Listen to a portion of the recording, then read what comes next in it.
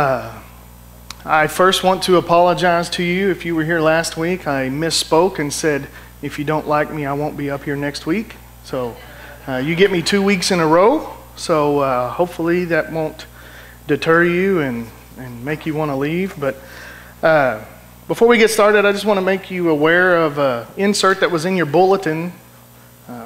Jarrell has done a wonderful job of just go ahead and making an insert that has everything that we're going to be doing over the next couple of months all the way through Christmas. And if you'll see there, we have a Christmas Eve service.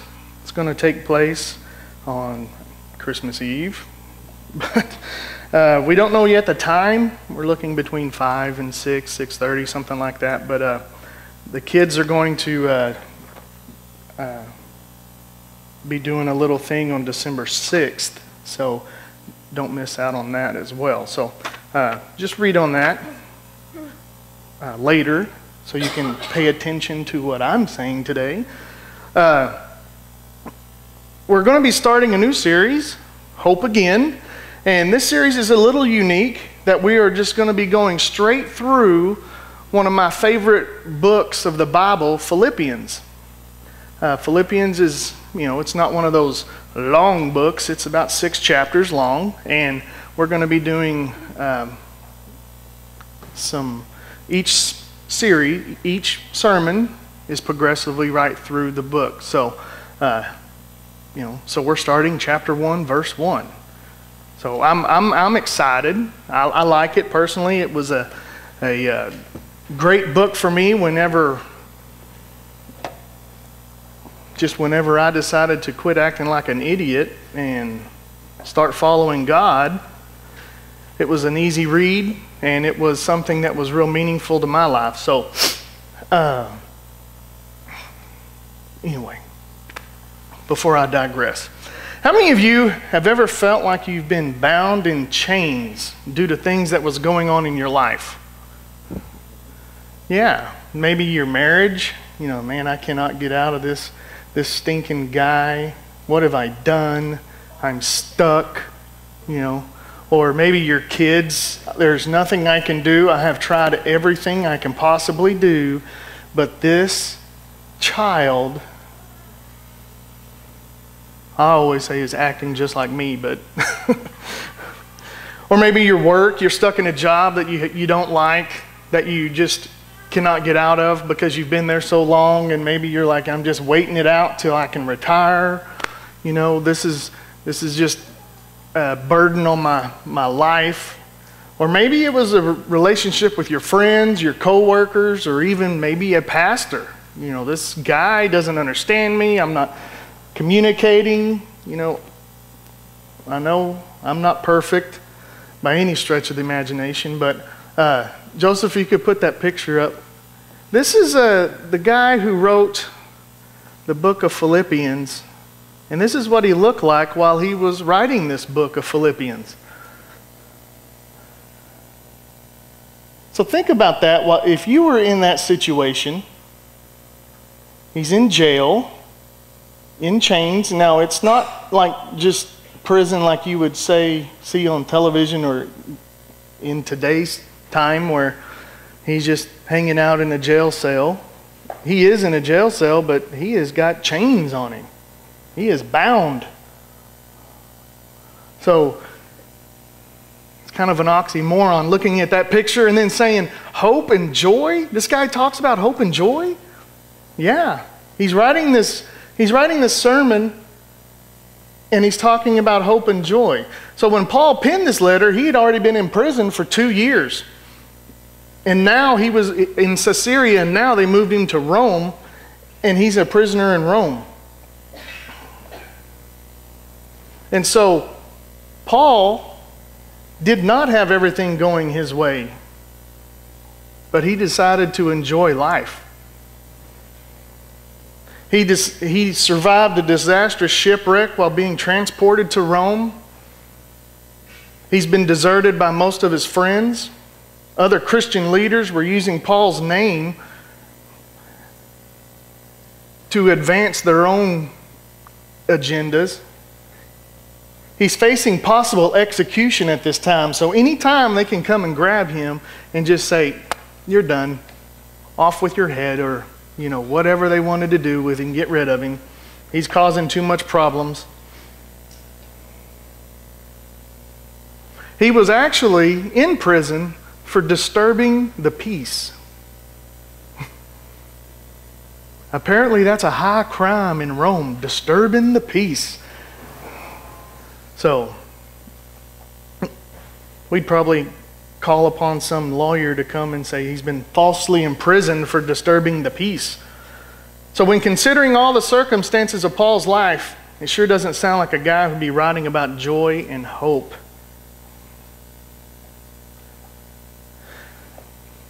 But yet this book of Philippians, it actually speaks more to joy and hope than any other letter that Paul ever wrote.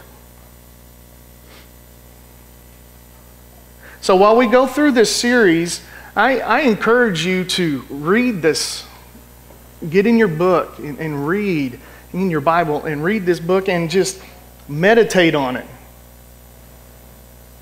Chew it up, Think about it. That's all meditation is just thinking about it over and over. Read some, and whatever jumps off the page at you, pray about that. Obviously, God's talking to you somehow, some way through that. He's actually saying stuff to you, like, Brent, this is where I want you to meditate. Camp out here for a little while and see how that can apply to your life. So as we begin this 6 week journey through this little book, perhaps you've maybe read it yourselves, latched on to some key verses like I had talked about. But my prayer for us, all of us, myself included, is that God will use this study to bring lasting change to our everyday lives and our everyday experience. And that we will experience God's power and change through His wonderful Word. So we will have a blog. If you go to, if you guys are on the internet, go to theridgeblog.com and you will find out more commentary and insights. Jarrell, our lead pastor, has got a blog there, and he updates that weekly, and it's good discussion and topics that pertain to this and more in depth, because to be honest, we couldn't go over the 11 verses that we're going to go over today without, it would take us hours to go through those. So maybe you might even start a Facebook page. Last week we talked about social media and how we could leverage it for good and not evil, or however you wanted to call that. But maybe start a Facebook page and invite your friends, your fellow believers in Christ, or somebody who may not even be a believer. Start a Facebook page, and then you can start conversations about it. We have discussion questions on the back of your outline there that could be very good conversational pieces. I know Jerry Allen, many of you know him. He had moved to Utah.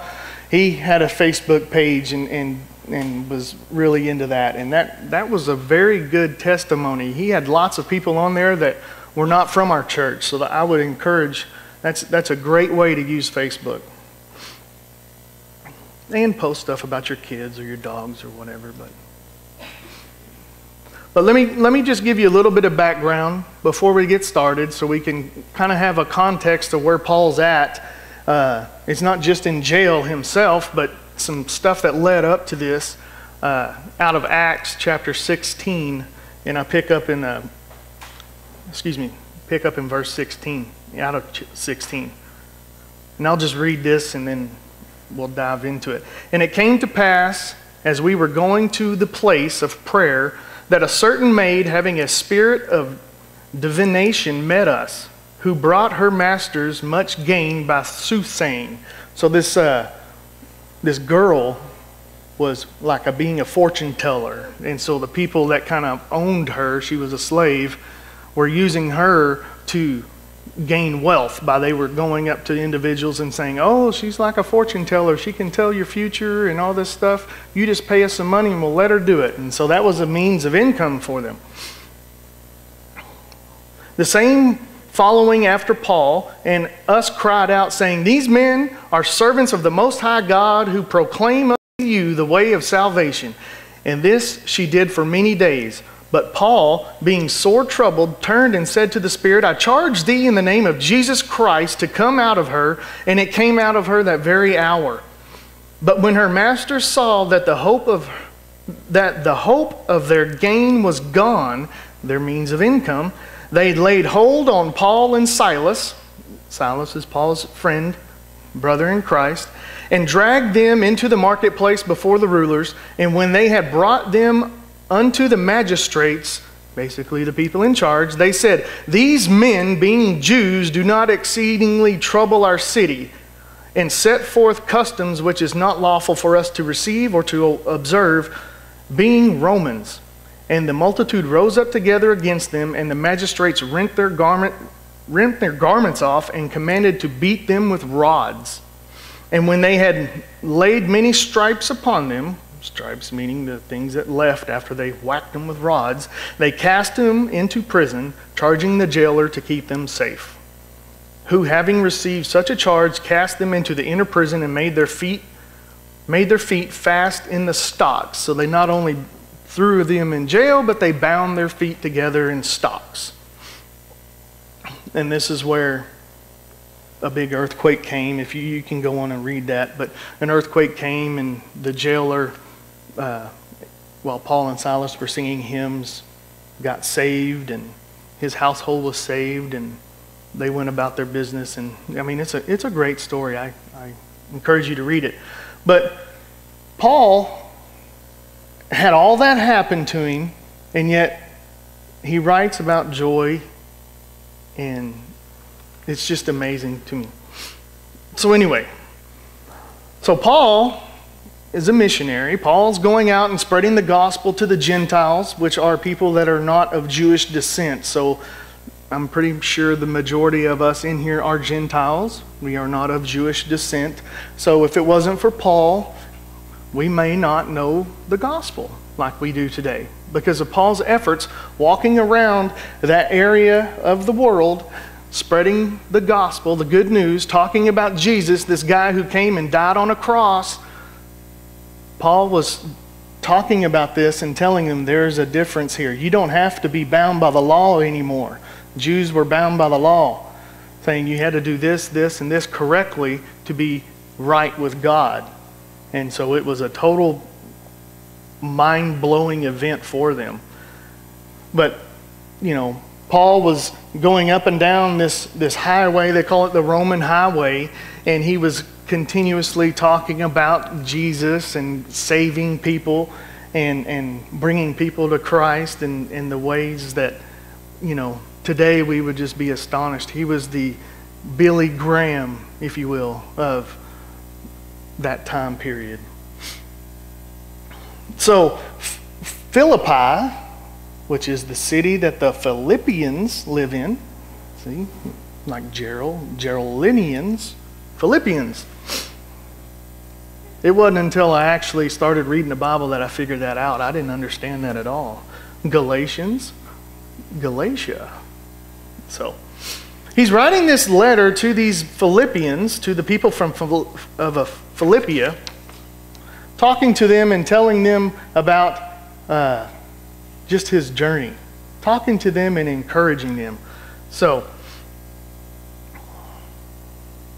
he starts it out in verse 1, says, Paul and Timothy, servants of Christ Jesus. So he greets them, Paul and Timothy, servants of Christ Jesus. It's not in a superior way of, you know, hi, the great and mighty Apostle Paul is writing this letter to you. You know, he is saying, you know, instead, he's just saying, hey, it's just me sitting over here in the jail, wanted to say hi, see how you guys are doing, write a little bit of encouragement to you.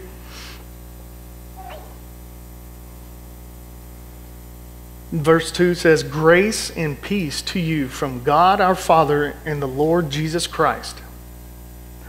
Grace is something that we don't deserve from God, and peace is being connected so closely with another person that harmony exists. So, getting to our outline here, point 1. This is the first few verses, has to do with people in our lives. So, Paul, talking to the Philippians, and he's basically demonstrating how this is how you can be joyful and full of hope. First, he was thankful that he had memories of the people. So, remember the good times with people in your life. Verse 3 says, "I thank my God every time I remember you. In all my prayers for all of you, I always pray with joy."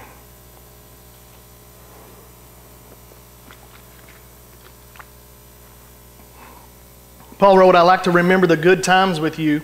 And so he chooses to focus on the good times they had and remember the positive experiences. I really struggle with this at times. If I've had a bad experience with someone, I end up focusing on that experience and I kind of remember that person for that experience. Oh, that's the person that yelled at me. Or, oh, that's the person that, I loaned money to and never, paid me back. Or, that's that person that cut me off in traffic. I remember that person on my commute because we come through here every day at the same time.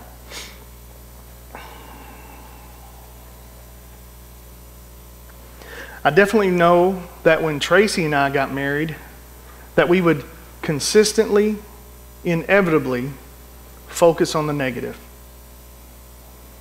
I know I did. I'll just speak for myself. When we first got married, it was all about, you're not doing this and you're not doing that, or you did this and you did that. And I never was praising her or focusing on all the positive things that led me to love her and fall in love with her and led me to getting married to her. Where I said, I do, I will. Would you marry me? Because all of the positive things that you do, I want to marry you. And then once I got married, I said, okay, all the negative things that you do, you need to change that right now. Because you know what? I'm not liking that at all. I also remember, and Tracy will remember this, why you got to bring up old stuff. When we would get into one of our talks, I'd fire back with, why you got to bring up old stuff? So we found ourselves in counseling and as we got more mature spiritually and emotionally and talked to people that knew a little bit more about this thing called life and being married, we don't do that as much as we used to. But we still find, and I still find, that when I'm in my flesh and I'm not connected to God in the way that I should, I find myself reverting back to those old bad habits and those old ways of doing things, the old ways of interacting with Tracy. So, it just begs the question, what do you remember about people? Do you remember the good experiences? Or do we remember the bad experiences? Paul says that he has happy memories of this time with this church. Does that mean that they were so sad at times, no difficulties at all? No. You remember back in Acts, what I just read to you? Yeah, there was some difficulties going on. So when Paul said this, he wasn't having fond memories of a relaxing vacation in Philippi. In Acts, it tells us the background of the story and that he was arrested, he was stripped, he was beaten with rods, humiliated, thrown in prison, put in stocks. And like I said, stocks were humiliating as well and painful to be put in that position, And while in prison, like I said, there was an earthquake and then they ran him out of town. I would say that people would put a very low rating on his vacation to Philippi if he had the ability to rate it. a horrific experience if you really want to put it in that term. But yet he says, I thank God every time I remember you. Paul could have dwelt on the negative. He could have remembered the painful memories, and he chose not to remember the painful and focused on the things to be grateful for. So maybe a parent, your partner, your coworker, relative, or friend in your past has hurt you, or you're still holding on to that hurt, and as a result, you may not be able to enjoy them today. You're still focusing on the bad and the negative. Why can't we be grateful for the good that's in people? Pleasant memories are a choice. I can choose to remember the good that happened in the past instead of focusing on the negative. And now I'm not saying to deny those hurts and that bad behavior, and that doesn't excuse somebody's bad behavior. And that's not healthy to just ignore those things. And if you've been, don't go up and be buddy-buddy with them, but maybe you can focus on the positive things at a distance. If that person was truly hurtful to you and you don't maybe have a real great relationship with that person. But we can emphasize, maybe put emphasis on the good. Your takeaway here, I can dwell on the bad or I can dwell on the good, and it's my choice. Point number 2, recall the ways people have helped me. So who's been helpful to you? I would say definitely your parents. Studies reveal that it takes over $1 million to raise a child in today's time. Now, I'm not saying parents, you have to earn $1 million from the time your child is born until they're kicked out of the house. But think about it. Food, water, clothing, all those things, those necessities. But education, the money that goes into your child's education, whether you're homeschooled or going to the building school, private school, whatever. What about all the counseling maybe you've gone to, health, doctor's visits, dental visits, all those things? There's a long list of people that have gone on to help raise our children and raise you as you were a child and continue to raise you and raise me as we go about this thing called life. Maybe your coworkers, maybe it was a boss.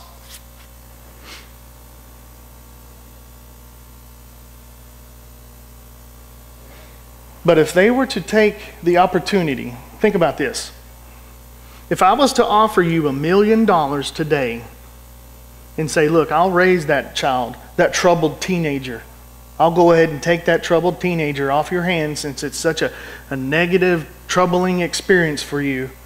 And I'll give you this $1 million. Would you take it?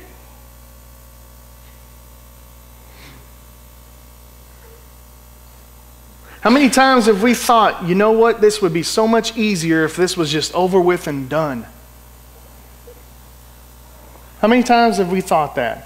Whether it was your marriage, your kids, a relationship with a friend, whatever the case may be, we've all been there. But you know what? As I think about me, back in the day when Tracy and I first got married, you know what? I'm just thankful you didn't run out on me.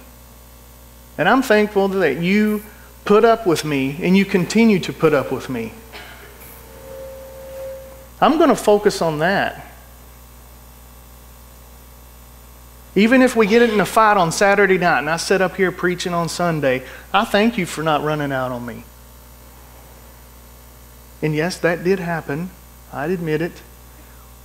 I got back into my flesh and started focusing on the negative.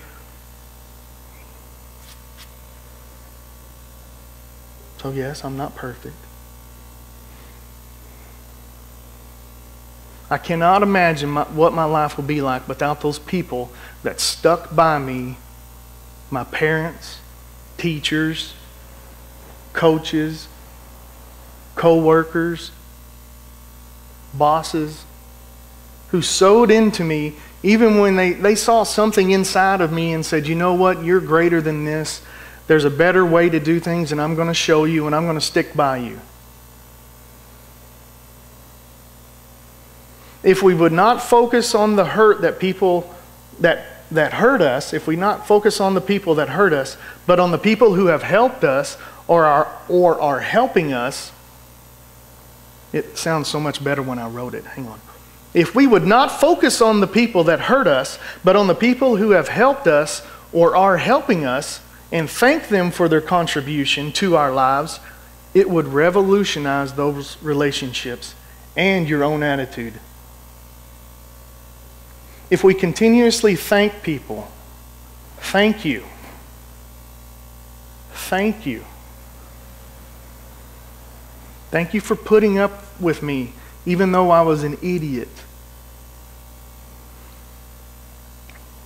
I had an epiphany one day years ago, and I just realized I should thank my parents for putting up with my stupidity. And someday our children, I hope, would thank me and Tracy for that same experience. But, that's just the way it is. Paul remembered all the good things the Philippians did and called them as partners. And here, he's talking about, in the ministry that helped him in his ministry, and all the people that were reached for Christ, and those Philippians had a part in that. It says, verse 5 says, because of your partnership in the gospel from the first day until now. Let's focus on that word partnership for a moment. Since the Ridge Fellowship Church started, not this particular one, but we have another location in Leander and one in Taylor, but since it first started, there have been 835 people that have committed their life to Christ. Yeah. And we all have partnered in that. We have all partnered in that. By you coming here today and worshiping Christ, you have partnered in that. There may be somebody here today that may commit their life to Christ. And you all have partaken in that. Whether you were here and you helped clean the church to make it presentable for someone, whether you were here and you are working in the back to watch children, whether you were up here on stage or in the sound booth or working out of the cafe, all kinds of things that go on to make church possible. Whether you give of your tithes and offerings and your talents. We're all partnered in this ministry in one way or another. There are plenty of people that go on to put this thing together on Sundays. Maybe you're leading a life group. Maybe you're leading a Sunday school class, a Bible study group. Those things are important in the ministry. Those things, we're all partnered in that. It takes a congregation to save somebody. How about that? Instead of a village to raise a child.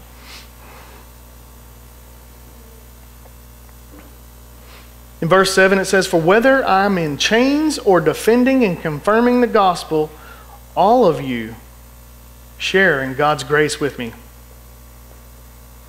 So just think about this for a second. The church in Philippi is a lot like our church today, opposite the location and the time period, but they had little in common, just a lot like us. We have a little in common. We have blue collar people, we have white collar people, we have ring around the collar people, we have poor people, we have wealthy people, we have people that work at home, we have people that go to a job, we have people that raise their children at home and do homeschooling, we have people that send their children to private school, we have people that send their children to public school.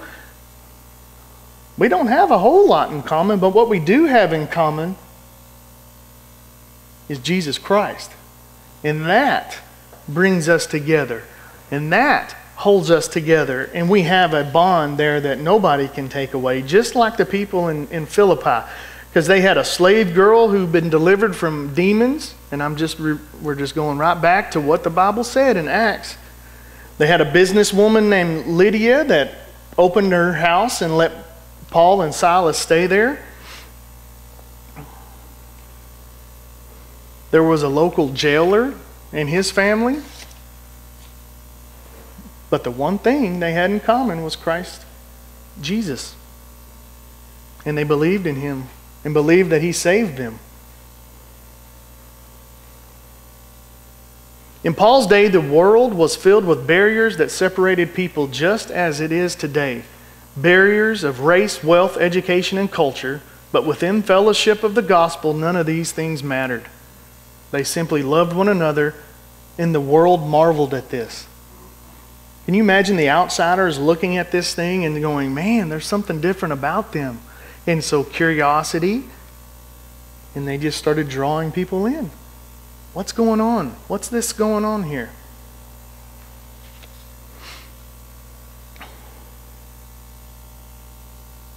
We all have the same Jesus, the same faith, and the same mission to know Christ and to grow to be like him. And that's our mission. And we get to partner together to fulfill that mission. So, here's my push. If you haven't gotten involved and you want to get involved, write that on your connection card. There's lots of places to get involved in our church, to feel like you belong, to be connected in a deeper level other than just here on Sunday. Number 3, learn to appreciate the growth in people. Raise your hand if you have any unfinished projects in your house. Yeah. We all have unfinished projects.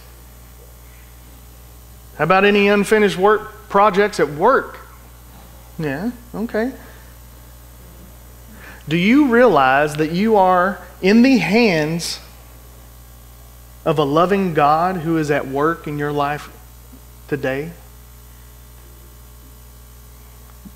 God is at work, and you may feel like an unfinished project today because I am a jerk. I don't live up to these expectations. I don't do this. I don't do that.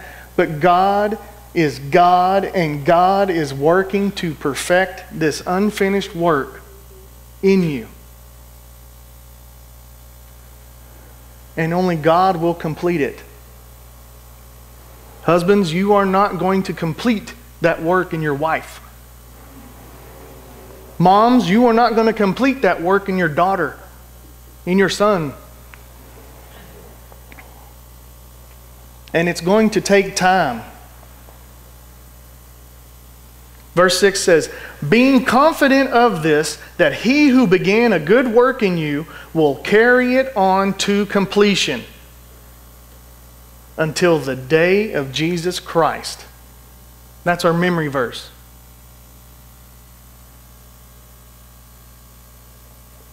He who began a good work in you will carry it on to completion. Paul believed in God's power to change the human personality. Paul believed that no person was hopeless. He never gave up on people. And this was a great promise from God. So you can claim it for your kids, and you can claim it for your spouse. You can claim it for yourself. You know, I may be a jerk today, but, you know, I'm working on it. God's working on it.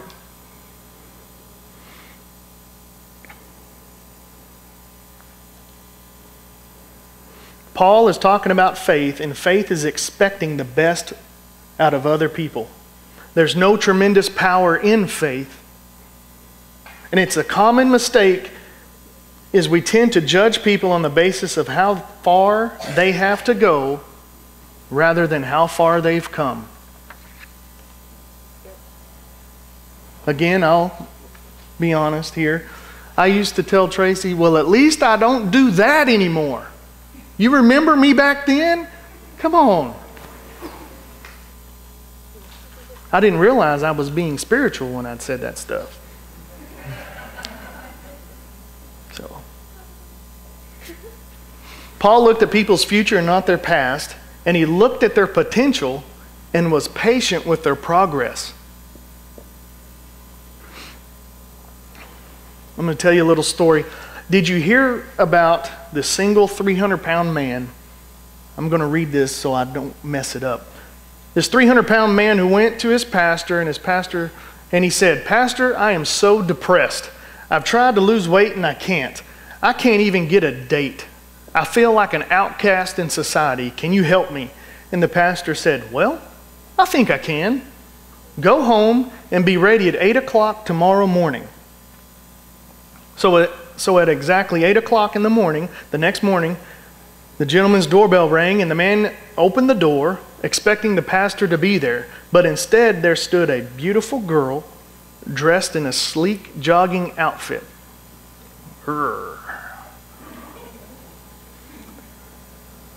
She says, "The pastor says that if you can catch me, I'm yours."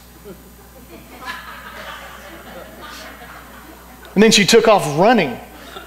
Well, this guy took off after her, huffing and puffing, and of course he didn't catch her. So this went on for about 6 months, and every morning she was there, and he chased after her for 6 months, and he lost 125 pounds. And one day, he almost caught her. And well, he could hardly wait for the next day to come because he knew that he would catch her that morning for sure. The next morning, the doorbell rang, and he opened it eagerly, and there stood a 300-pound woman. And she said, "The pastor said, if I can catch you, you're mine."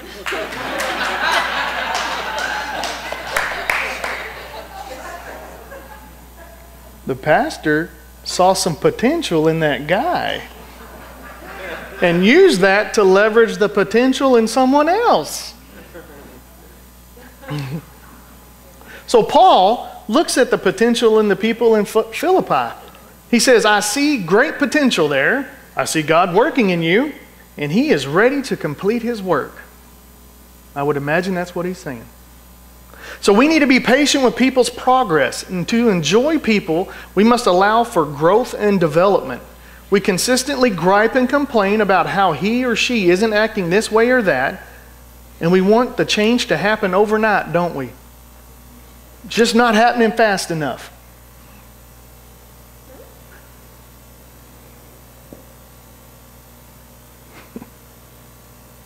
I'm not the man I used to be, thank God, but also thank God I'm not the man I'm going to be. I'm growing and I'm changing.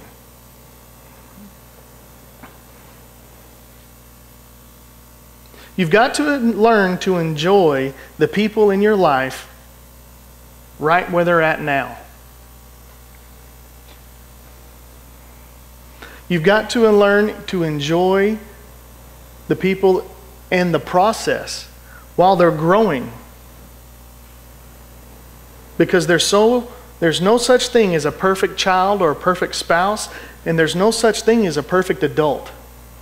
If you demand perfection of the people in your life in order to enjoy them, you're going to be miserable for the rest of your life, because nobody's perfect. If I wait for perfection in people before I'm happy with them, I will remain unhappy. You got to enjoy them in the process and not just when they've arrived. Number 4, develop a deep concern and care for people. In verse 7 it says, "It is right for me to feel this way about all of you. Since I have you in my heart, God can testify how I long for all of you with the affection of Christ Jesus." Rick Warren, who is a gentleman who has written many a book and a pastor of a big thriving church, says, "If people are not on your heart, they will be on your nerves." Yeah, they'll be on your nerves. The reason so many marriages are crumbling is that mates are reacting to each other from their mind rather than their heart. When your wife says, "I feel down," Listen to her. It's legitimate. I often use my mind to think about it. If she feels down, what have I done?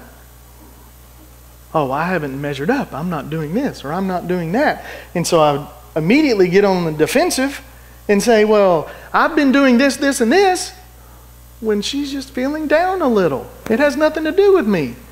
But I fire back and make it all about me, don't I? Yeah, as she nods her head. When your husband says, I am tired, I am wore out. Ladies, he's just tired, he's wore out. I promise. It's nothing deeper than that. Okay? It's not saying, you know what, I'm tired of you, I'm tired of all this. He's just tired. Maybe he had a long day at work or whatever. It's not deep at all, I promise. So just listen to them. Listen to your children when they get upset or they think about something and they start actually talking to you instead of talking to their friends through texting and stuff. Actually listen to them and find out what's going on.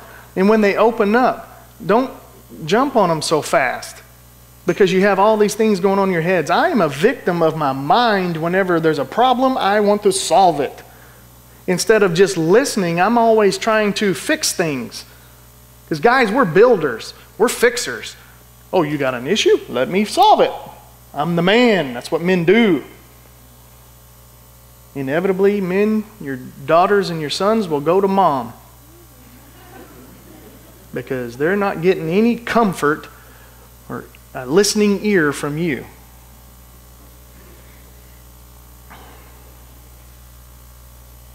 So how do we love those people that even when you do understand them, they're unlovable? Verse 8 says, God can testify how I long for all of you with the affection of Christ Jesus. So the Greek word for affection there is kind of a gross word, intestines. Your guts. So if we can put it in this simpler term, I've got a deep internal or gut love for you. It's not from your mind. It's from inside of you, deep within. I have this deep love for you. So even when my mind can rationalize that I shouldn't love you, my gut's telling me I do. When human love wears out and dries up, it dies on a vine. This happens to everybody. And the only kind of love that lasts, in spite of heartache and difficult times, is God's love and affection. Like Jesus had affection for us.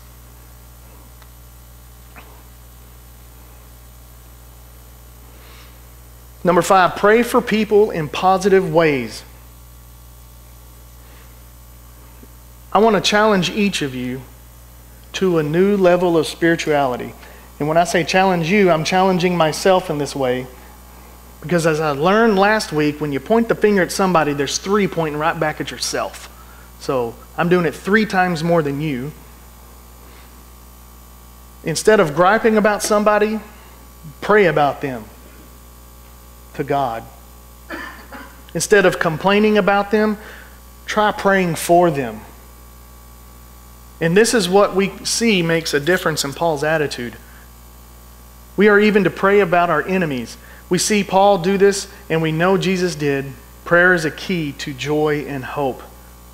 Prayer will do at least 2 things. It will change your attitude for the better toward that person, and it will change that person. Positive praying is much more powerful than positive thinking.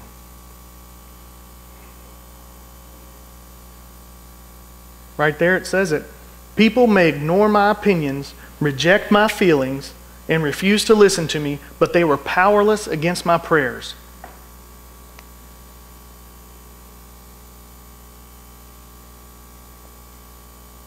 Verse 9, and this is my prayer, that your love may abound more and more in knowledge and in depth of insight, so that you may be able to discern what is best and may be pure and blameless until the day of Christ, filled with the fruit of righteousness that comes through Christ Jesus, the glory and praise of God. That's an entire message right there in itself. But when you say to somebody, I'll pray for you, what do you say in prayer? What do you pray? God bless them. God be with them. God bless Herman. God bless Joe. That's pretty general in prayer, isn't it? But look how specific this prayer is of Paul's. And he has a list of how to pray for God, pray for people based on the prayers of Paul. And it's amazing to me how specific he is. You could study the prayers of Paul and to see how to pray for people, but you could also just be aware of how general we can be. And the challenge to you is to be specific when you pray for people. God, I know that Johnny is struggling with his relationship with his mom. I pray for the both of them to restitute that. I pray for there to be peace in their home. I pray for love to abound. All those things. Be specific. I pray for Jesse's cramp in his leg to go away in the name of Jesus. In point 6, Jesus trust in everything. Trust Jesus in everything. Jesus and God are used 13 times in these 11 verses. 13 times. Paul repeats Jesus like this, not in any annoying way. So if you're reading through this and it's like a letter, if you're reading it, say it was an email to you, it's not like somebody sitting up here saying, you know how people do when they're talking to you. My son does that a lot. And when I start saying it back to him, he says, shut up, I'm trying to talk. I can't stop saying that. Paul repeats Jesus and he says, I am a servant of Jesus Christ in verse 1. Verse 1b, I am in Jesus. Verse 2, I have grace from Jesus. I have peace from Jesus. Verse 3, I am thankful to God. Verse 6, Jesus began a good work in me. Jesus will complete the good work in me. Verse 8, God can support me. I can love with the affection of Jesus. Verse 11, I have righteousness from Jesus. Verse 11b, I can give praise to God. That sounds like a guy who's giving God all the attention. He's giving you a recipe right there for joy, peace, and happiness in our lives.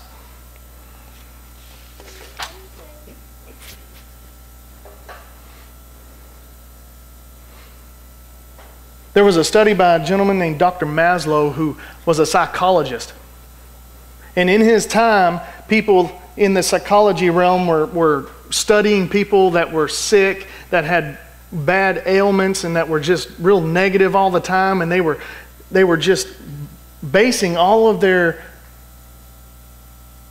wisdom on the brain and the psychology of a person about what was wrong with these people and these negative people.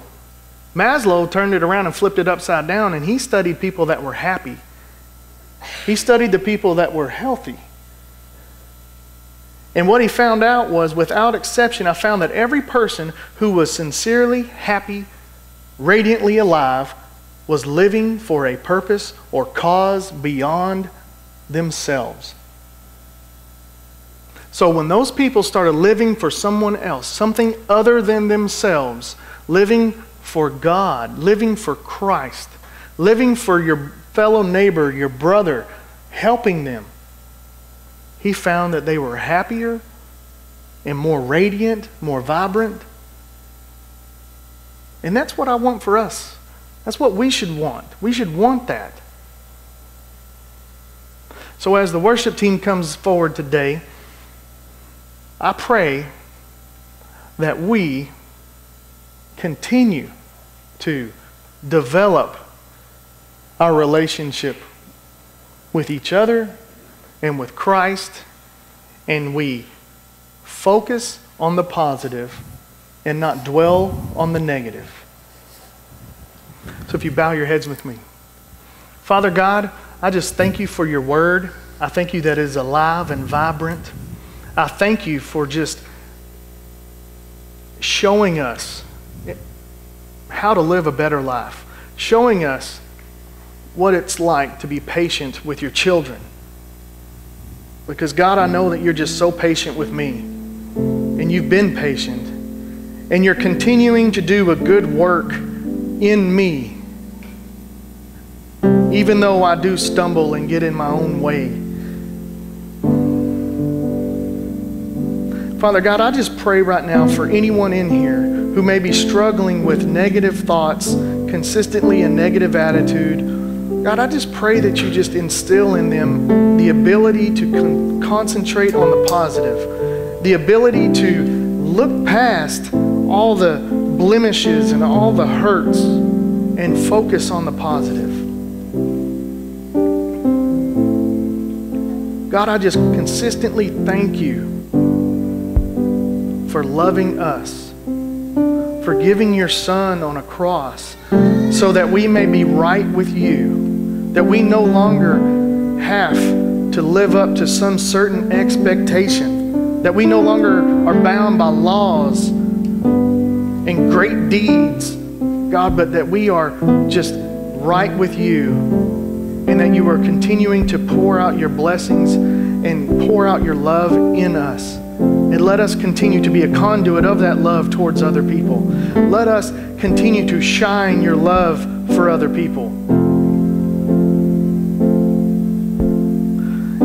And God, if there's anyone in here who does not know you and call upon your name as Lord of their life, God, I pray right now that they would make that declaration today. In your Son's name we pray. Amen.